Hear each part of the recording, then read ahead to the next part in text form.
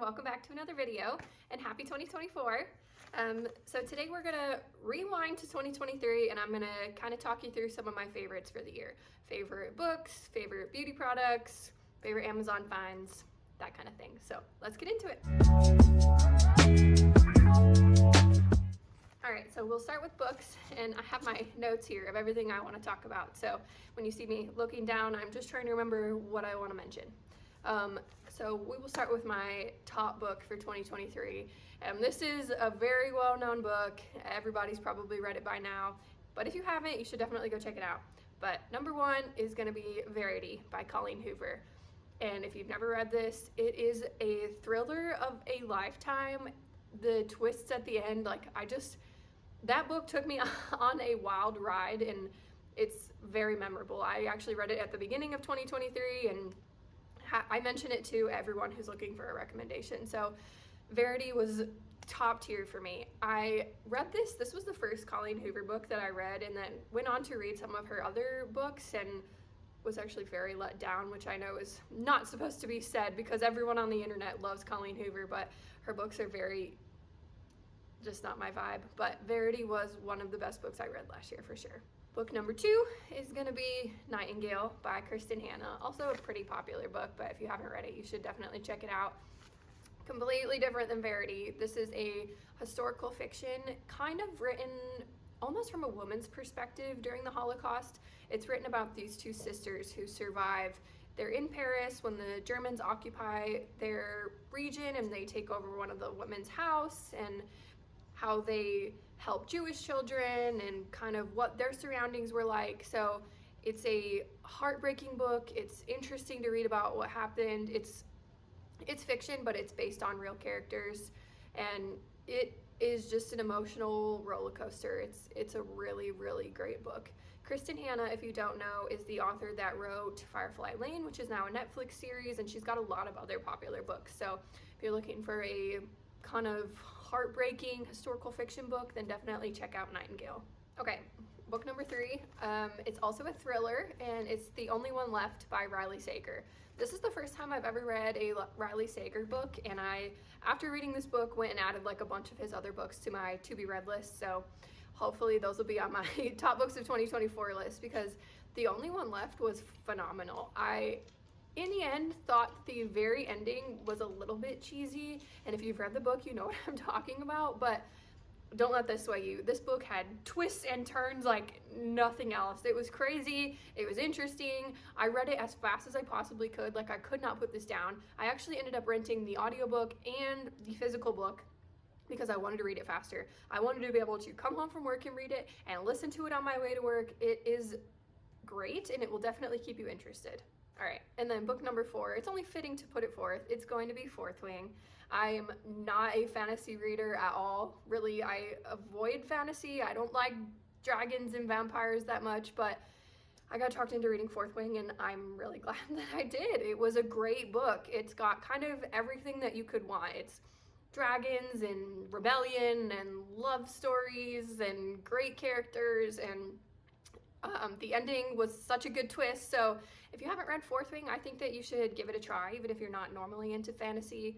I'm actually reading the second one right now, which is Iron Flame, and also loving it. So it's slated to be a 5-book series, so I think it's going to be great. I'm really looking forward to the rest of the books.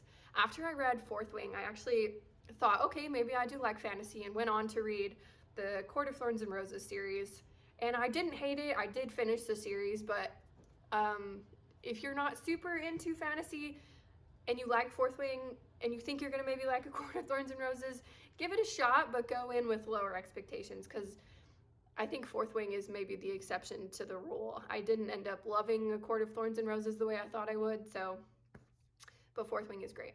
All right, next up, let's talk about my favorite Amazon finds for the year. And I'm sure, like everyone else, I'm frequently ordering different things from Amazon, so I kind of had to go through everything I bought in 2023 and just pick out the best of the best. So the first thing I want to mention, and I will just put little pictures or clips or whatever, if I have videos of me wearing them or using them or whatever, I'll insert that too. But the first thing I want to mention is my Levi jeans, and I will link them down below because I don't have the exact number of the jeans right now. But if you are a little bit more blessed in the lower half, but a little bit skinnier in the waist. These jeans are perfect, and those are very hard to find. I know most women have this issue where your waist is a little bit smaller and you could technically be a lower size, but your hips or thighs are a little bit wider, and so you have to size up, which usually happens to me. Then I have that gapping in my waist. But these jeans are made for like a curvy woman, and they fit me so well and they look so fashionable. I love them, and I actually ended up ordering 2 pairs just in case anything ever happens to one pair. That's how much I love them. And they're comfortable and they're stretchy. What more do you need in a pair of jeans?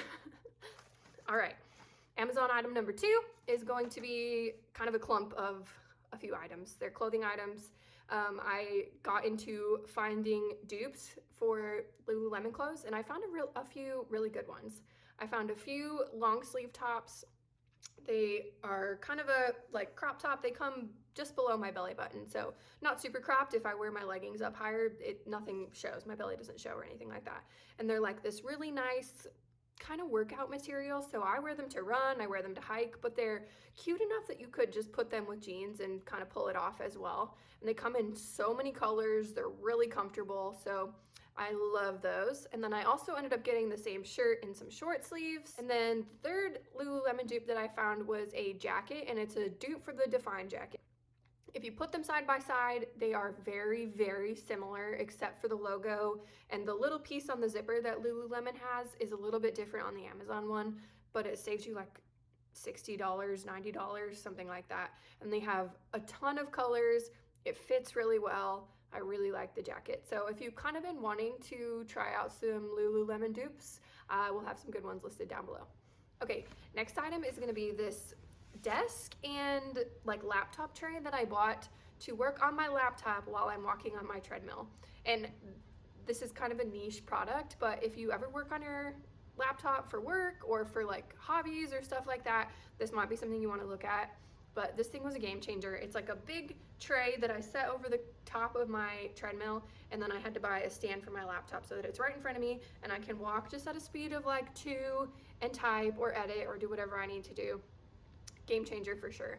I know a lot of people have the like under the desk walking pads, which are great too, but we already had a Nordic Track treadmill, so I obviously wasn't going to buy a second like under the desk treadmill. I just bought a table to kind of put my laptop on the treadmill I already had. Okay, next item is a little bit random, but I found these bands that you wear on your wrist for seasickness, and I only found them because we're going to Mexico in a week or so, and my husband gets seasick every time we go out scuba diving. We're on the boat and he always throws up without fail, which is comical because he's been scuba diving certified for years, like before we even got together, so a long time, and he was in the Navy, so you know, I know it's a little bit different being on this big Navy ship versus this little tiny boat and the waves taking you out to scuba dive, but it just always feels ironic and cracks me up. But you wear these little bracelets, and the Amazon reviews are crazy good about getting rid of seasickness. Women actually in the reviews said they wear them during pregnancy to help with their nausea too. So I will report back after we go to Mexico and see if they actually help my husband, but I wanted to mention them because I'd never heard of anything like that, and so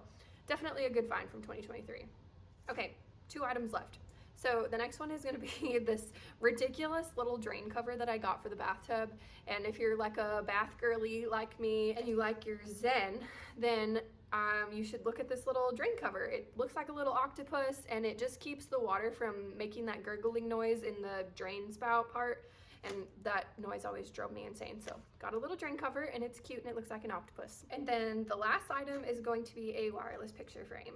And I know that these have kind of in some aspect been around for a long time. You used to get them where you would plug them in and you would kind of like upload from your computer or from a USB or something. So they've been around in theory for a while, but now they've advanced, obviously, like all technology, and you can upload from an app. So as long as you have the app on your phone, you can send pictures to a picture frame in another country even. So these were fun. We bought them for a few different people just to be able, like our grandparents, we got them for our grandparents, and now since I live in a different state, I can send pictures to my grandma's picture frame, or my other cousin in another state can send pictures to my grandma's picture frame, and she can have this kind of moving picture frame of different pictures from her grandkids in all different places. So thought that was really cool. All right, I saved the best for last. So final category is going to be beauty and makeup items, and we will start off with my vitamin C serum that I found this year. And I have this mentioned in my current skincare routine video, so if that's up, I'll link it down below. If it's not up yet, it's coming soon, don't worry. But this vitamin C serum is a game changer. I have very dry skin, and so I'm always looking for a good product to like help me get that kind of glowy, dewy appearance. And this is the best. I wear it whether I'm putting makeup on or not. It looks great under makeup. It looks great by itself. It's a great product to just really elevate your skin and make you look smooth and a little bit dewy. And over time, it really does help lessen darkness. So like under my eyes, it's gotten a lot better. If you had like little acne patches or scars, I think that it would help lighten those up if you use it every day the way you're supposed to.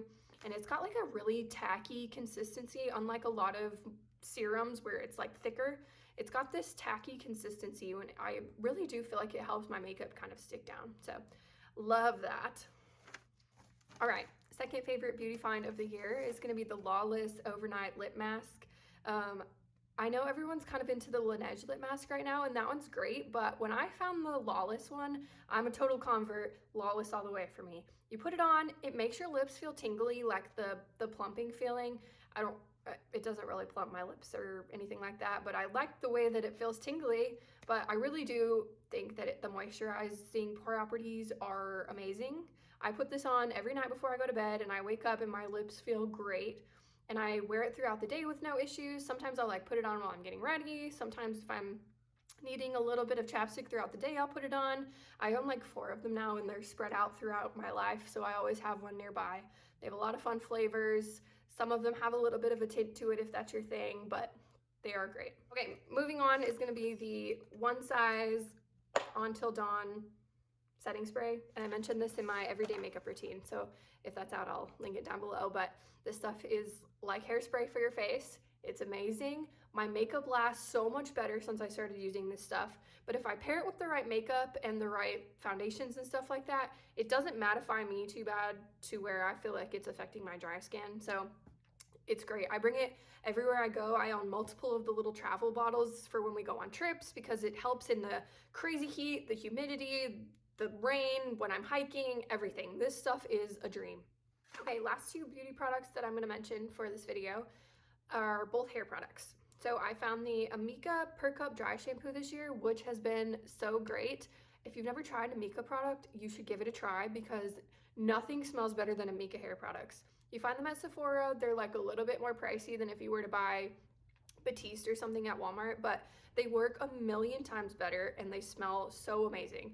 And a tip for dry shampoo, actually, if you put it in on the first day that you wash your hair, so on clean hair, it kind of helps to prevent oil from coming through, so you'll end up using a little bit less in the long run, and you can keep your hair, like stretch out your hair washes a little bit better, and you'll use less of your dry shampoo. So if you're looking to buy a more expensive dry shampoo like Amika, this is kind of a tip to kind of help you use less and save costs.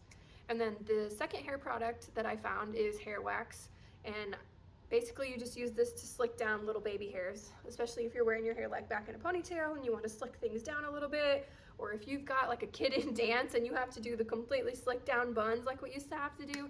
This stuff is great, and it's like 11 bucks on Amazon, and it comes in a little jar. I swear this little jar of hair wax is gonna last me forever. So they have both been great hair finds this year. But those are my favorites of 2023, and I'm already started shopping for favorites for 2024, so stay tuned next year to see which ones make the list. But I hope you enjoyed this video. If you have any questions, let me know in the comments, and I'll leave all the products that I mentioned listed in the description box. Let me know what you guys want to see next, but thanks for watching.